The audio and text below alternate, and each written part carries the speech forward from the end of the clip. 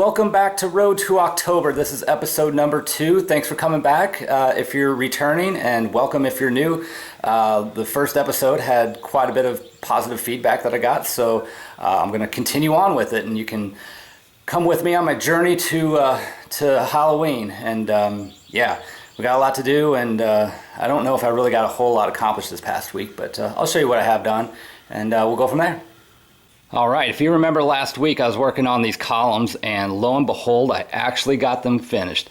As you see, these are this is all the further I have to take them. They just wanted the column built, and they're going to take care of the distressing and the painting and everything, which is fine with me because I got plenty of other stuff I got to do. But they turned out pretty well. This is actually the second set. They're made identical to the first set.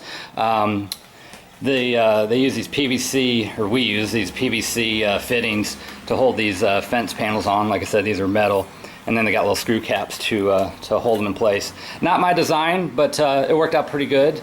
Yeah, happy with them. Nothing really fancy about them. Of course, they look better once they're completely done, you know, painted, distressed, cracked, all that stuff. But anyway, this project is done. We're going to deliver them this afternoon, and I'm going to see if I can't get a shot of all 16 columns together, because it is pretty impressive. It's a pretty fair amount of foam.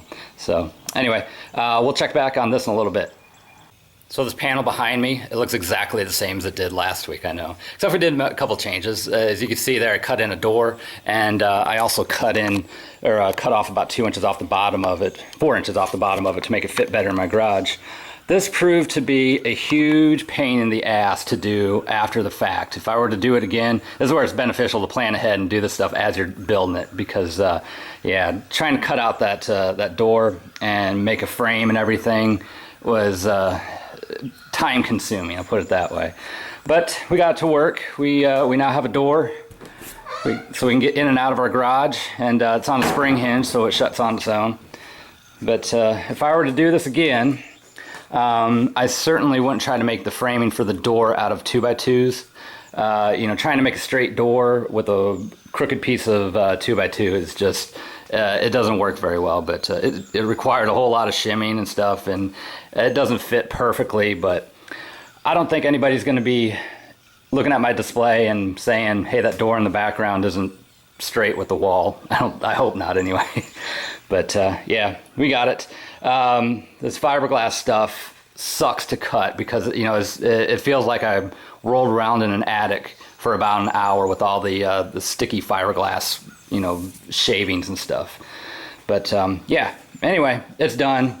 We whacked off the bottom. We still got to whack off the other panels, and we have a door. So the only thing I left got to do is go back through and repaint over the screw heads and stuff like that, so you know they blend back in. So anyway, yeah, this panel is done. I'm not going to do all the rest of the you know, wash coats and stuff like that until I get the other ones built, because I only want to paint, or you know, mix the paint up once instead of trying to do it 3 times and try to get it all to match. So anyway, we're going to set this aside and work on a couple other projects in the meantime, and then we'll come back once we get ready to do all those wash coats.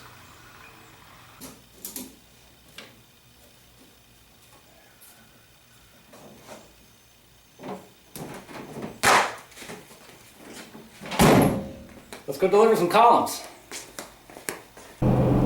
So I'm on my way to deliver these columns, and I gotta tell you, I am so relieved to finally get these things done, because they've just been a thorn in my side for the last how many months. Now, don't get me wrong, I really appreciate the opportunity to build these things, because it's pretty much financed everything that I want to do for this year's display. So I'm pretty fortunate about that, and I'm glad I got the opportunity to do it. So. But yeah, it's put me really far behind. Like last year at this time, I was well into building my own props and stuff like that.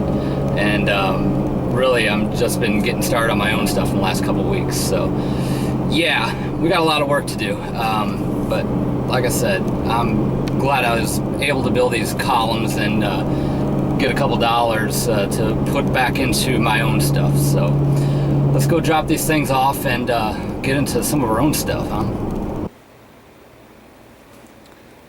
Here they all are, all 16 of them.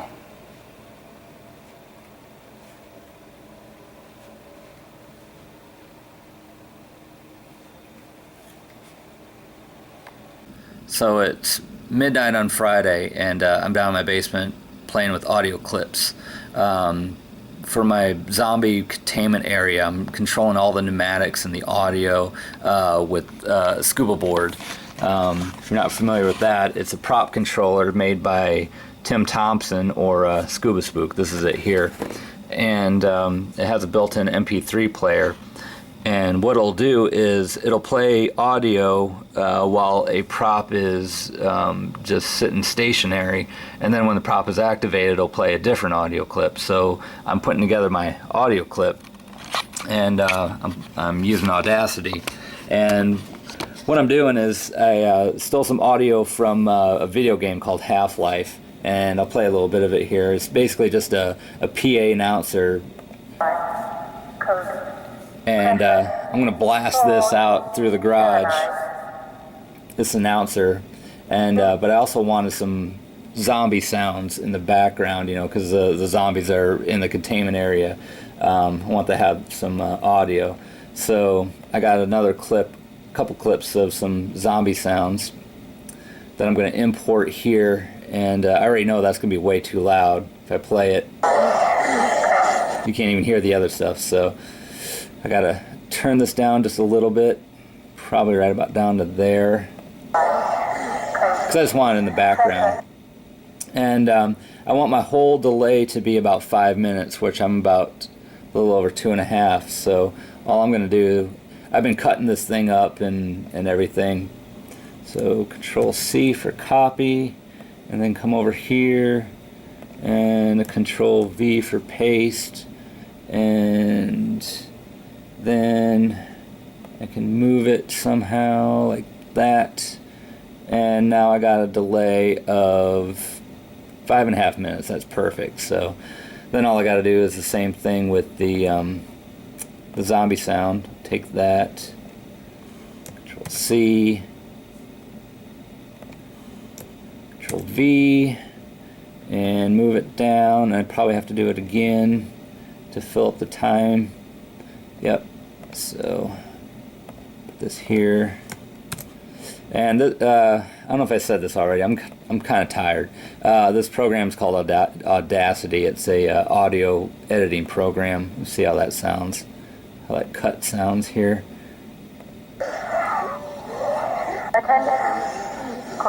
Yeah, I don't really notice that.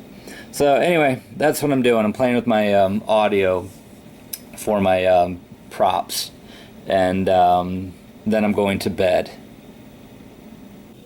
So something else I wanted to share with you guys real quick. After Halloween last year, I entered my home haunt display in the Dead with Dave Home Haunters Awards. And I entered in the rookie category, which is for home haunts 2 years and under.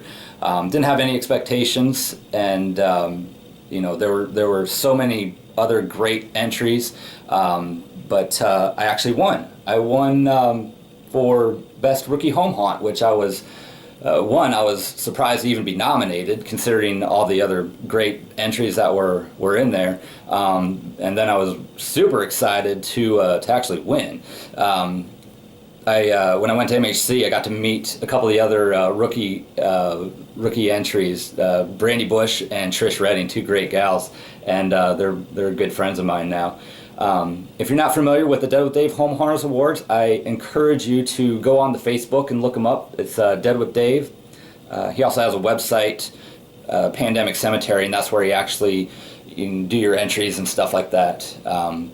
And I think you can still go there and check out all the other entries and all the other categories. There's a whole bunch of categories that you can enter. So yeah, I was really excited and proud to win this award. So thanks to Dave and thanks to all the judges. The award show is on Dave's YouTube channel, which I believe is Pandemic Cemetery as well. So yeah, I'll put a link down in the description for that as well. And thanks to everybody, and yeah, something I'm really proud of. So just want to share that real quick. Potential finally we're getting into some fun stuff here. I made a little mock-up board of all the components for my zombie containment area. I got my scuba board here. I got a couple pneumatic relays here. This is one cylinder here is going to operate the door for the exploding fuse box. These two cylinders here are going to shake the chain link fence that are containing the zombies. I got a firecracker here that's going to go inside the fuse box as well. And if you remember that audio clip I was playing with, I got that playing through the MP3 player. That's a little background ambient noise, and then I made a second clip that'll go once the thing's triggered. So if everything goes well, it's hooked up to a PIR right now, and if I trip it, everything should go in sequence. I'm kind of playing around with the recording of the sequences and stuff, so let's give it a little shot here.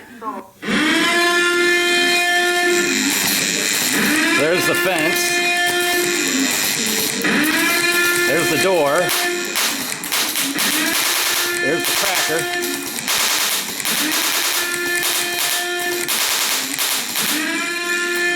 Then the door shuts. And that's it. And then I'll go back to its ambient state. The only thing I have left to do is I got a fourth channel here, and that's going to be hooked up to like a rotating beacon light. So yeah, this is where the stuff starts to get pretty interesting. So stick around. We're going to be playing with this stuff a lot more, and we'll see you in the next episode. Oh!